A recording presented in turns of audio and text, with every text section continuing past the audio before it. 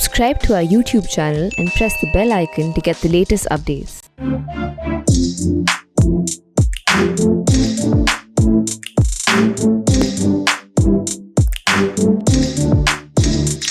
Hello and welcome to another edition of Softcover, where we launch a new book. Today we have with us Ms. Neha Sinha, who is a conservationist and biologist who has worked extensively around wildlife and conservation.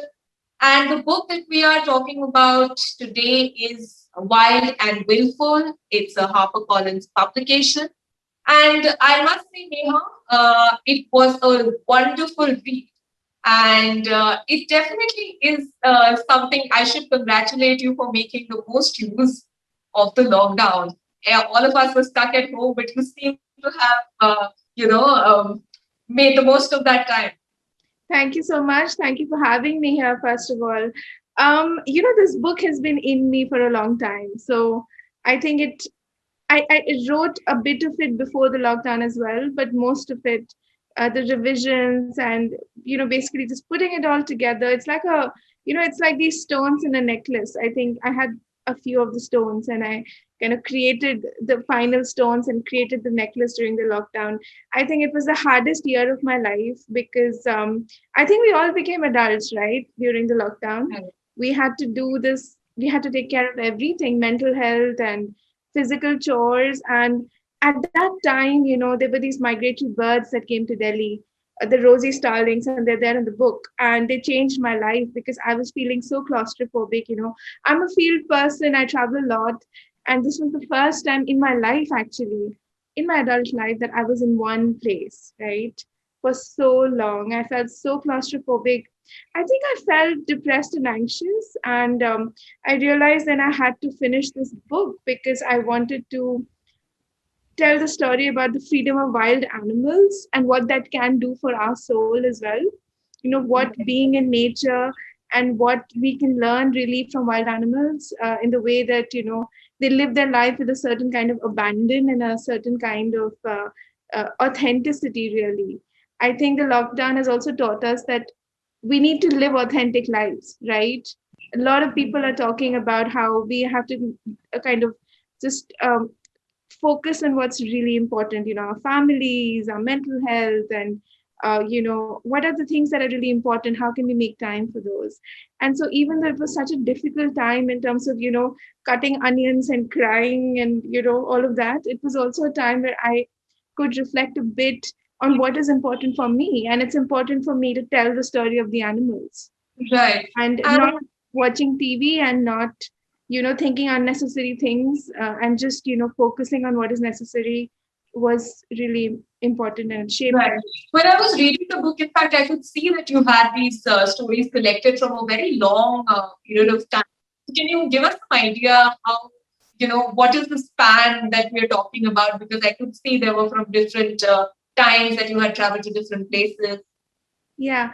Well, I was actually a journalist in my last life. I was actually with the Indian Express. So I joined the Indian Express right after college.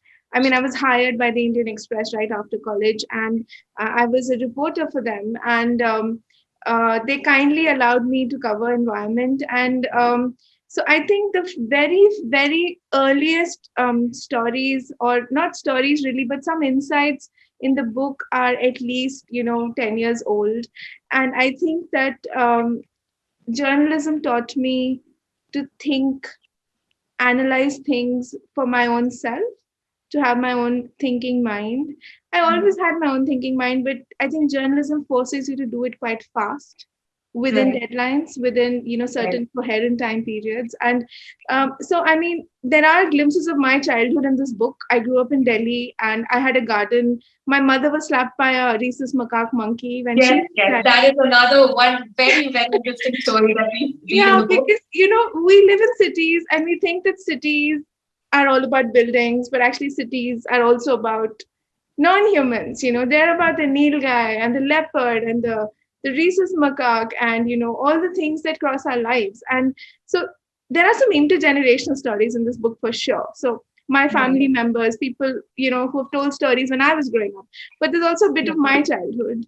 But in terms Right. of being a thinking adult and, having perspective, that is spanning at least 10 years. So last 10 years of my life, I've thought So, about these things. Yeah. can you just hold up your book so that our viewers can see the cover of this book? Right. So, as you can see, this is Wild and Wilful by Neha Sinha, publication by HarperCollins. And so now going back to your mother's story, so it was very interesting. Why don't you just give us a little summary of it? So my mother grew up in civil lines in North Delhi, and civil lines was marked by these big trees. So there was a big, ficus tree next to my mother's house, and it was always full of monkeys. So it had this joint family of monkeys that lived on that tree, and my mother was a little girl, meaning she's about 5 years old, and she was by herself in the house, and two monkeys came and they grabbed her. They didn't grab her; they kind of started parting her hair. So she had no idea what was happening. And it's only as adults that it's only now that I study, animals that I can tell her what happened. They were looking for lice in her hair. It often happens that monkeys behave differently with young ones. Actually, it's true for many wild animals. They're very different with the young ones, even if it's another species. So I think they were trying to groom her. I think they were trying to, get her. They were trying to delouse her, and they couldn't find any lice. So they got really angry, and it slapped my mother.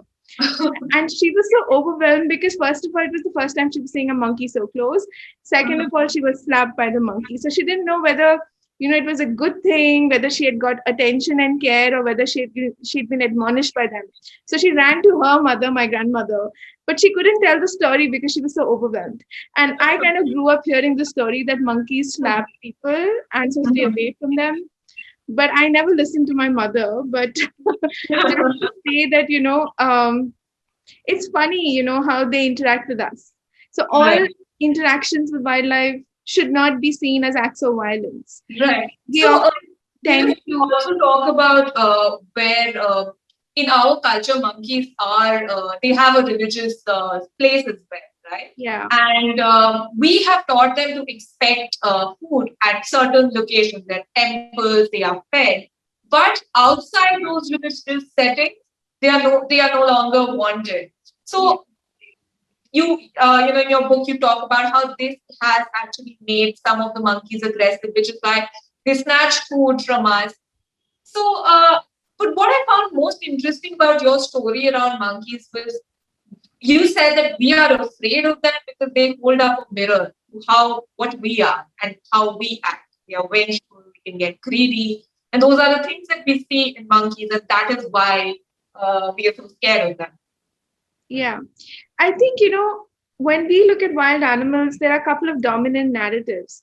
One is that either it's a really wild animal like a tiger or a leopard, and we think that a really wild animal is very awe-inspiring, but it should be quite far away from us. Like it should be in Corbett Tiger Reserve, it should not be anywhere near us. The other narrative is that it's okay if it's a cute animal, right? A cute animal that's kind of within our control.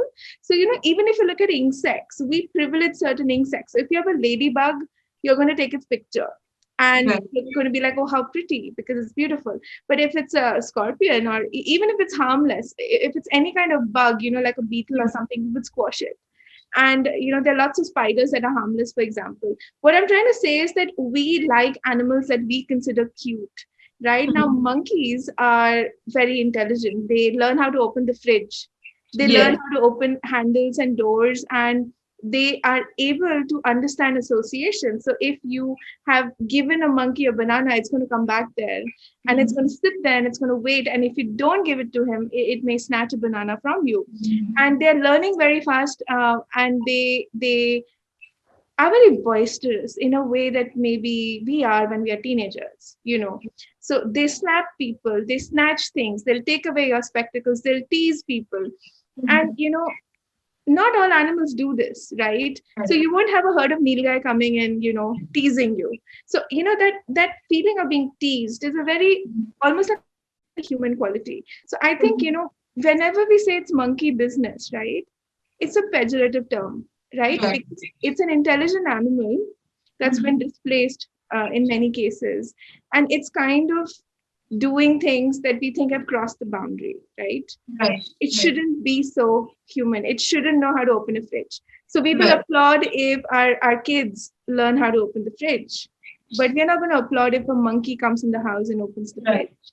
And Right. all Delhi monkeys know how to open the fridge. Yes. So they come to your I've house, had they that go straight, experience myself as yeah, well. they'll go straight to the fridge and they'll open the fridge and, Yeah, yeah. um, So, talking about animals in settings where we don't expect them, that is when we want to get rid of them. Otherwise, there is always, of course, every educated person talks about why conservation is important, and but the moment we encounter an animal at a place where we are not expecting it, that is what you talk about also in your book. We tend to want to shoo it away. So, in that same lines, you start your book with the story of leopards, and you talk about how in the forest setting they are, of course, they are markers of a forest doing well.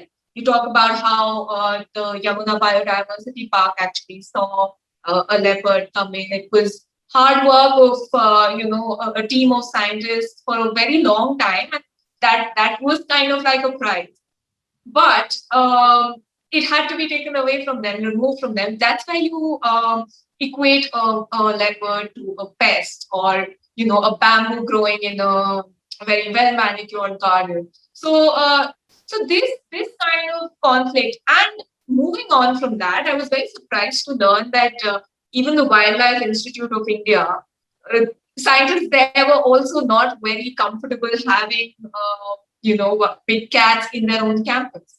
yeah. In fact, that is a story I did for the Indian Express when I was there, that, WII actually tried to trap the leopard and move it. And here comes the question: do we practice what we preach? Because to villagers we are going to say, do this, do that, don't kill the animal. But when it comes to our own lives and our own backyards, it's like, not in my backyard. The issue with leopards is they actually live very close to people. They're very adaptable, and Bombay has so many leopards, and Sanjay Gandhi National Park. In fact, Delhi has a leopard right now. There's a leopard in Najafgarh. Even from the other side, the Sona side, we have leopards coming, and there's a lot of modern, like more recent insights in this book on leopards as well, um, in terms of the fact that studies have shown that if you pick them up and you dump them somewhere else, they are actually going to be finding their way back. Mhm. They have a homing instinct. They're fairly territorial. And the issue really is, do we want to solve the problem, or do we just want a kind of political response? A lot of the question of moving leopards is not ecological at all. It's rather political.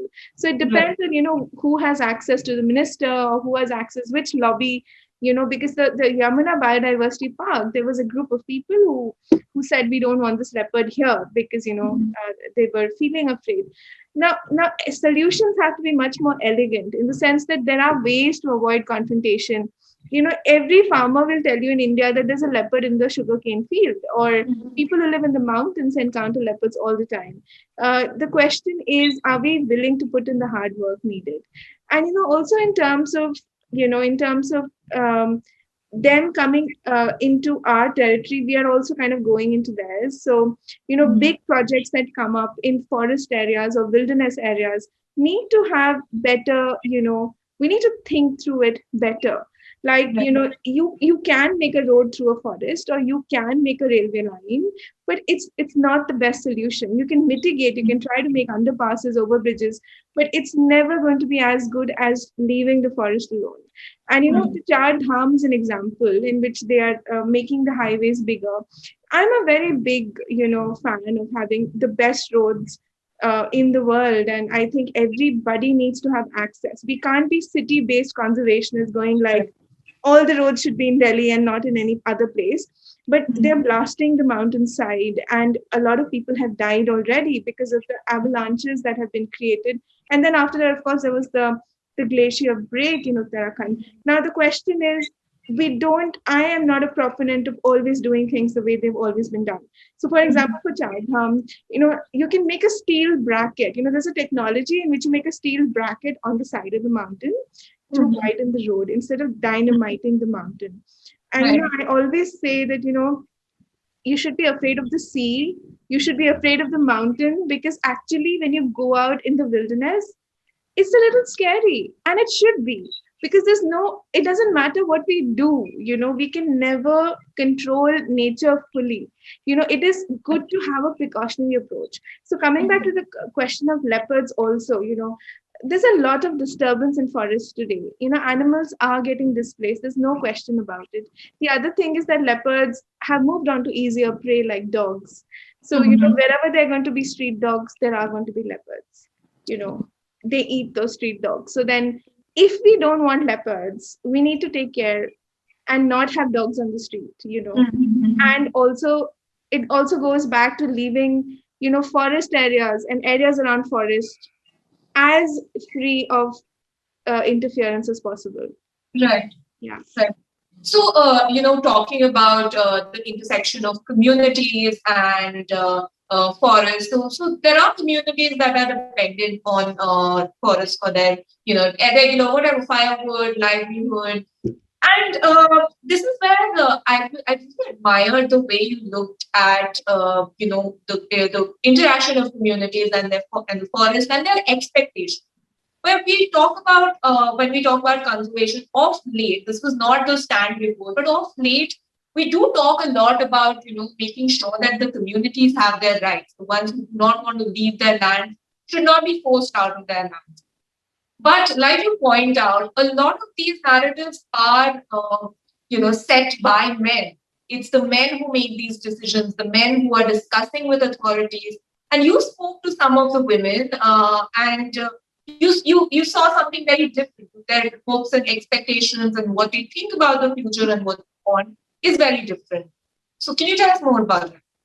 So in 2011, I conducted 100 interviews in Sariska for a research project, and I wanted to understand.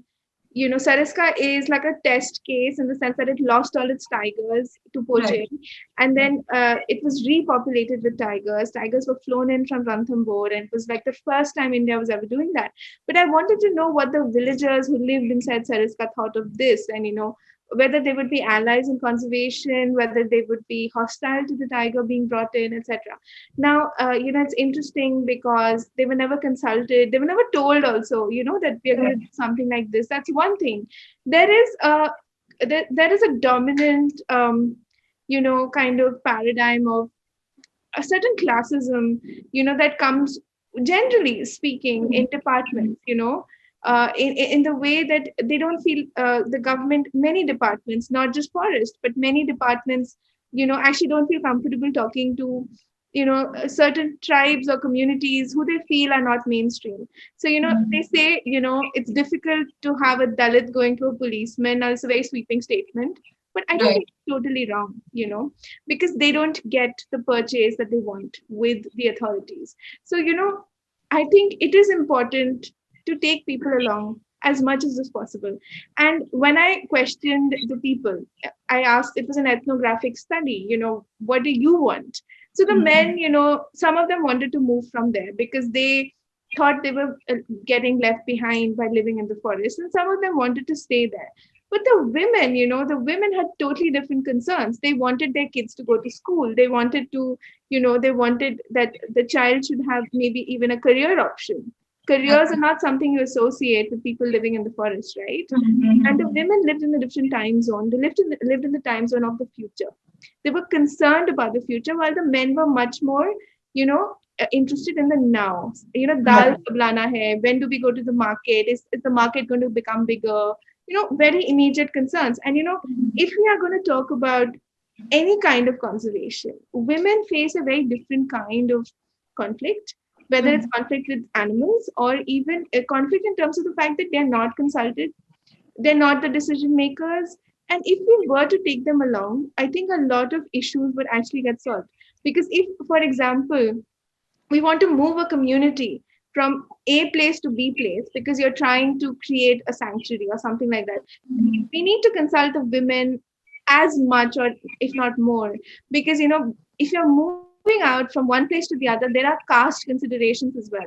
You can't just resettle them next to another dominant caste, which is another thing that happens. These are not realities urban India can easily grasp. But if you are a Meena and you are put next to a Rajput village when you're resettled, it's never going to work for you. You are going to be, nobody's going to let you touch the water sources. No one's going to let you till your land. And, and if you're a woman, you have even more concerns. So you're thinking about your kid, you're thinking about, where is the nearest hospital? Because, women die in childbirth inside this, for example. And so I just feel, it's a no-brainer that we need to take women along. But particularly... that doesn't really happen. No, it doesn't. I think, a lot of the communities are very close to meeting others. So then you need to have women in the forest department reaching out to the women, because the women are not going to speak to the men. See, that's what I'm saying. A lot of the solutions are not rocket science. They just require a little bit more time. They just need a little bit more time and effort. But we need to put in that time and effort, because it has to be appropriate and it has to be sustainable. Otherwise, it's not going to work. Because conservation is also about social change. You can't do it, at the barrel of a gun. You just can't. It needs to be there even after you've gone. Yeah. Right. So, you're talking about feminist icons. You yourself faced a number of, a little bit of sexism when you went to interview and tried to talk to the women.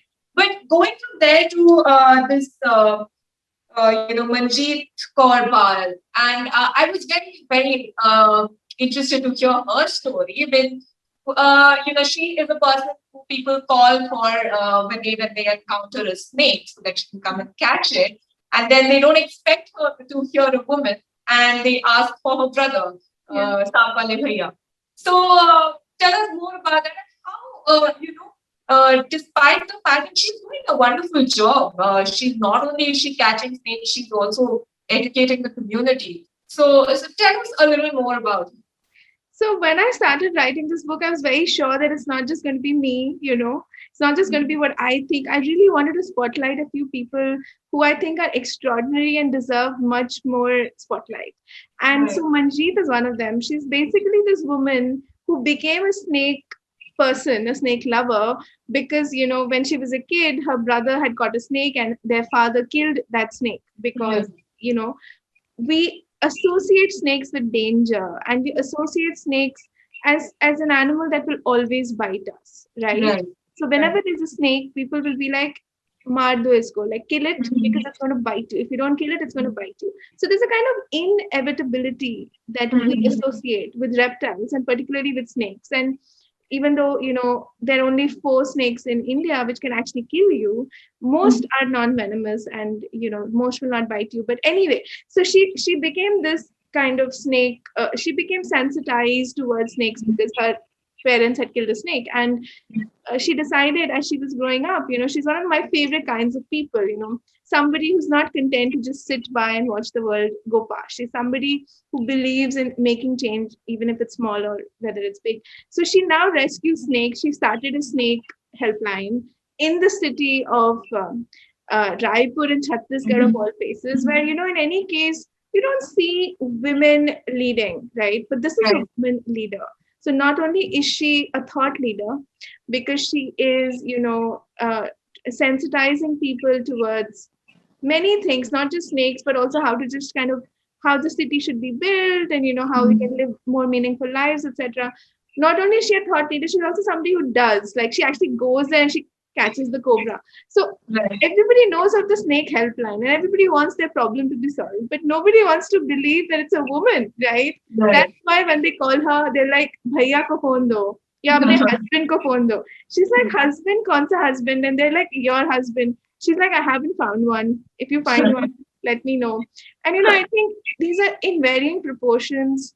All women, all working with women face these kind of issues, which is the incredulousness, disbelief. So, in fact, you drew a parallel between how men approach women and how men approach wildlife, where, a tiger that was brought from Ranthambore to a tigress was brought from Ranthambore to Saraska, and they were not able to have a child. Like they were trying to repopulate, but the tigress was not getting pregnant. And that was her value there. The fact that she was infertile, it was the same kind of reactions that a lot of women face when they are not able to bear a child.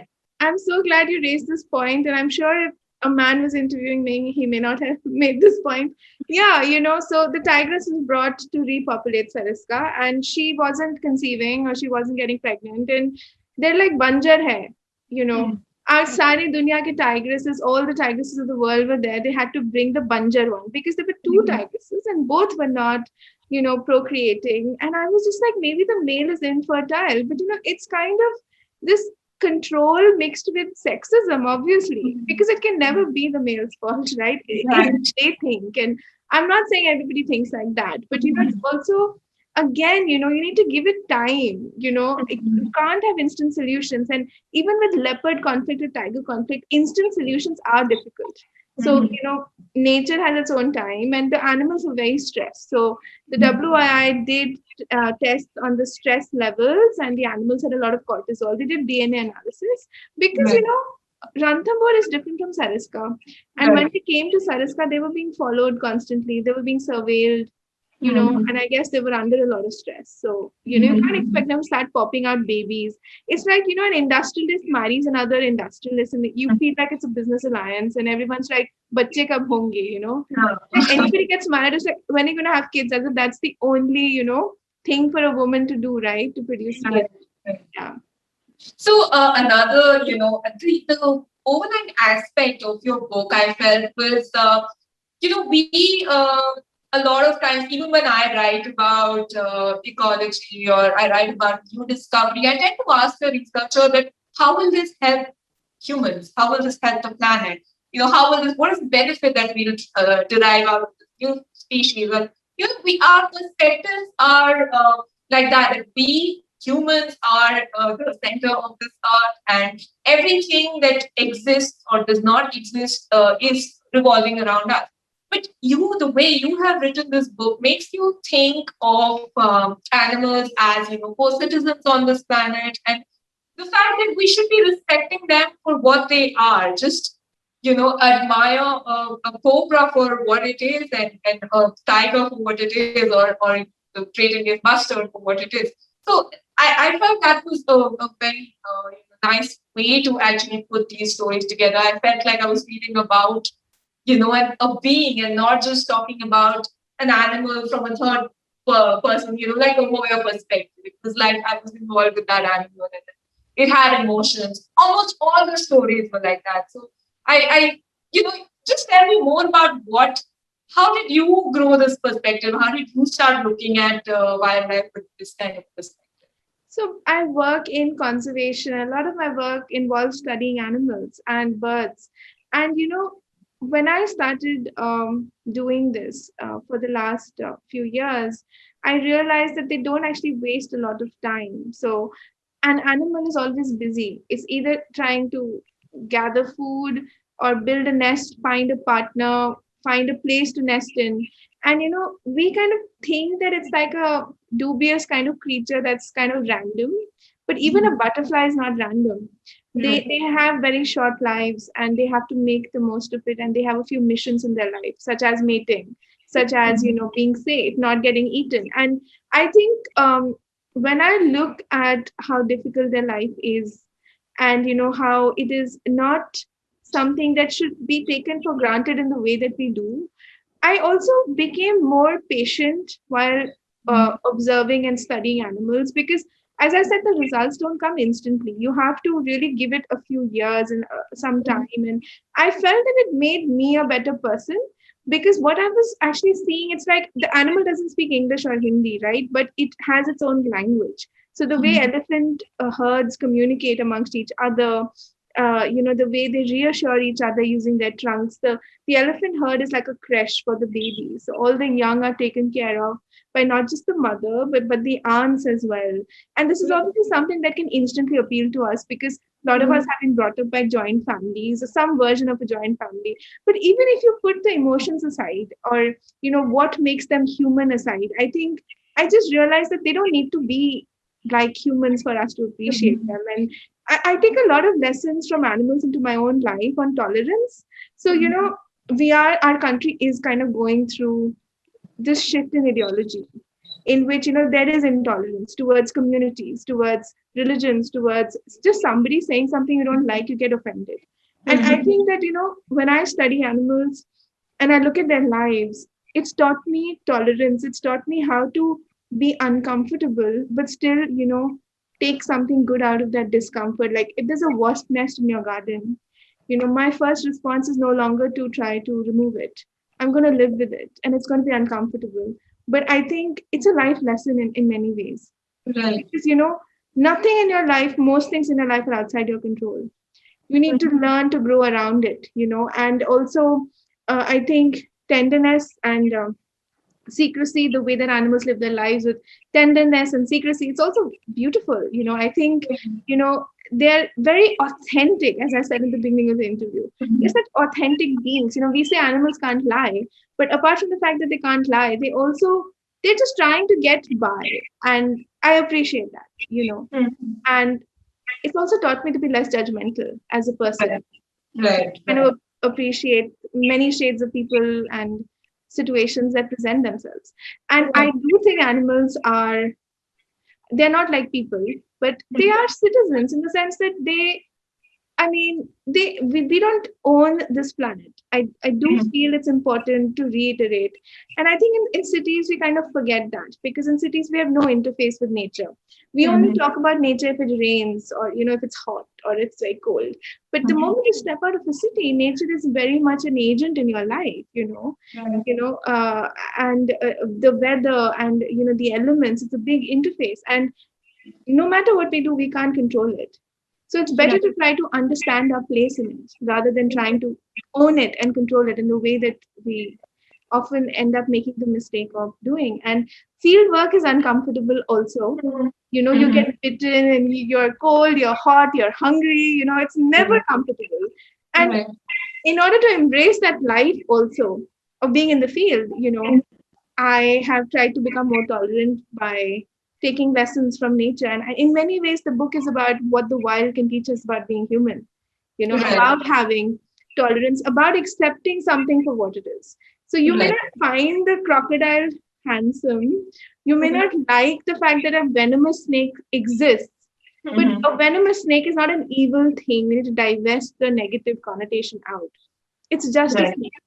Right. And In if fact, you talk about one experience where the researcher comes very close, and the snake gives a warning, and like he passes it, and it's fine because yeah, they do give a warning before striking. It's just that we have not learned to press yeah. it. And instead of killing everything, instead of squashing every bug and trying to kill every snake, we would be better, we would be richer in our lives if we tried to learn. If there are certain animals that live around us, it's better if we try to learn how to avoid it and how Mhm. to learn the language of of what it's trying to say. So the guy who lives with crocodiles, for example, his arm got eaten by a crocodile and he Mhm. still lives with them and Right. he takes care of them, and he says it was a mistake because somebody stoned that crocodile and she was basically incubating her eggs, and she rushed out and she grabbed him, but she let him go. And even the guy, the snake guy, so there was a king cobra nest, and a king cobra is like this huge big snake which makes a nest, and it has so much venom, right? If you get Mhm. bitten by a king cobra, I'm sorry to say, but there isn't much hope for you. And Mhm. so these women had gone and basically they picked up the nest and they took it for biomass, for burning. It was made of pine needles. The cobra was Mhm. there and she didn't do anything. And think about it, there are millions of animals on this planet, if they were all to strike us, really, many more of us would be dead or injured. And Right. we always talk about what has happened in terms of bad things, but we don't talk about, the time that you encountered a snake and nothing happened, or Right. you came head to head with a tiger or a rhino, which has happened to so many of us who walk in the forest, right? It's Right. happened to every person who goes in the forest that you actually walk into a tiger or a leopard or a rhino and you're fine because you Right. respect that distance. You have Mhm. this certain rules, few rules that you have. for boundaries and respect, and the animal also respects that. Right, right. So, in fact, when you talk about this, I've had this very scary experience once when I was walking by a beach. We were looking for olive ridley turtles in the midnight, and I didn't realize it was dark. I didn't realize that we knew that that beach was full of crabs. But this one time I switched my torch on and I realized the entire landscape was full of these crabs. And I freaked out because I was like, if all of them come to me right now, I'm dead. But they respect it. The moment you step forward, they all go back into their hole. So that is the kind of relationship nature has with us. It's we who have, constantly not respected boundaries, so to speak. Yeah, absolutely. So, I don't find animals so scary. I mean, I think city living is much more scary because every time you step out, especially when you're a woman, you don't know what's going to happen. And, it doesn't matter how many precautions you take, you can't really guard yourself against violence. right, So I find people, living together in this way much more frightening. That Animals are more predictable, I find. right. When we talk about you just spoke about how we tend to appreciate, the rain because it's beautiful, but the thing is, like for example, our national bird is the peacock, and honestly, it's admired for its beauty. That it's so beautiful when it dances. But you mentioned in your book once that Salim Adi actually suggested that the Great Indian Mustard should have been, the national bird. I mean, one, because it's named after the country, and it is really in need for conservation. Yeah. No, I mean, it's the beauty bias. We all like beautiful things. And uh, not only do people find the GIB, Great Indian Bustard, not so attractive, they also said it's called Buster and it sounds like bastard, which is like the worst reason ever for not choosing a bird. But they're like, it sounds like a gali, it sounds like an abuse, so, we're not going to have it. But yeah, there are about 100 odd Great Indian Bustards left in the world, and we have thousands of peacocks. And, I think, see, the thing is, when you talk about these symbols, like state animal and state bird, I think people do want to see beauty because they want to feel inspired. But then that shouldn't be at the cost of something else. So it's okay to Right. find the peacock beautiful. It's okay if the peacock is a national bird, but let's not neglect the birds that we can't see. And, this is a big problem because, when people can't see something or are not likely to go to the Thar Desert to see, the Great Indian Bustard, it doesn't mean it doesn't require attention. It requires hard decisions, actually. It Right. requires that we shouldn't be making things in the desert which are bad for the bird. That includes actually solar farms because it's getting electrocuted left, right, and center. It Right. didn't evolve to, it didn't evolve to miss the wires. It evolved for, the star in the sky. It evolved for the sun to withstand the sun. It can't live in cold places. It's a bird of the desert. It can do without water. It's living in 50 degrees Celsius, but it can't, avoid the wire. So Right. now that there's so few left, we can't have those huge solar farms there. Even wire diverters have not worked. When you have something hanging from the wire so that the bird sees it, hasn't worked, they're still dying. So I mean, appreciate beautiful animals by all means, but that doesn't mean that the ones that we don't see or, the ones that we don't find beautiful are not worth, our Same. conservation attention. Yeah. Right, right. All right, Neha, there's a lot more in the book that I want to discuss. There are, I mean, let me also appreciate the way it is written. There was this one paragraph about, a water droplet traveling on a bamboo leaf, and it was very beautiful. And that's the mood of the book is set that it's very evocative. You feel like you're there. You can visualize it, and I must urge our viewers to get a copy and just to get an idea of even if you've not seen. I've never seen the Great Indian Bustard myself, but I can picture it now. I can picture its problems. I know what it is like to spot one. So thank you, Neha, for writing this book and bringing your experiences together at one place so that all of us can benefit from it. And I do hope that this sort of helps people change their approach towards how they look at wild animals and how they look at conservation. Would you like to, add any last comments before we sign off? I always hesitate to tell people what to do. So the book is not telling people to conserve. This is not a campaign book, but I just wanted to show why an animal is worth conserving. And then the person can decide whether as Indians or as a nation we should conserve these animals.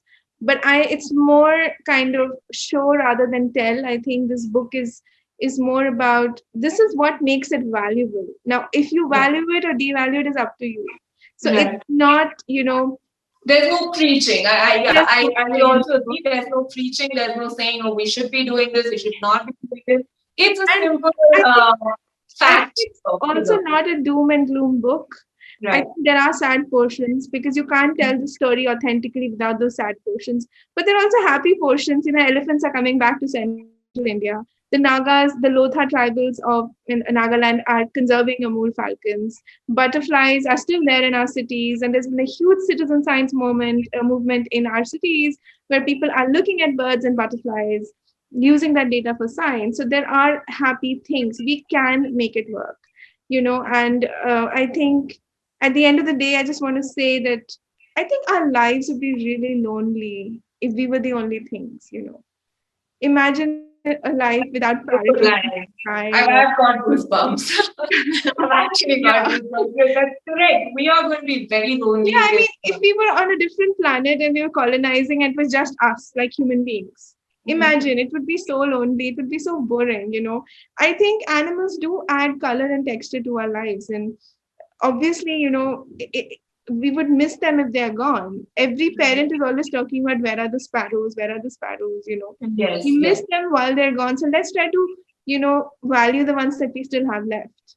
Right. And not wait for them to become a memory. Right. Yes. I hope that's exactly. I mean, I hope that your book does not become a chronicle of memories. And I hope you get to see a Great Indian Bustard. I hope you see a Great Indian Bustard in your life because it's going super fast. We're trying to stem the tide, but I want Indians to see the Great Indian Bustard. Right. All right, Neha, thank you so much for joining us and all the best. We hope your book does really well. And I would urge our viewers to please get yourselves a copy and do subscribe to The Print. This is Mohana Basu. I'm a special correspondent. I report science and environment. And thank you so much for watching us. And do read if you have got the book, if you read it, do leave some comments. I'm sure Neha would also like some, viewer feedback on this. And have a nice. Thank you. Thank you for having me.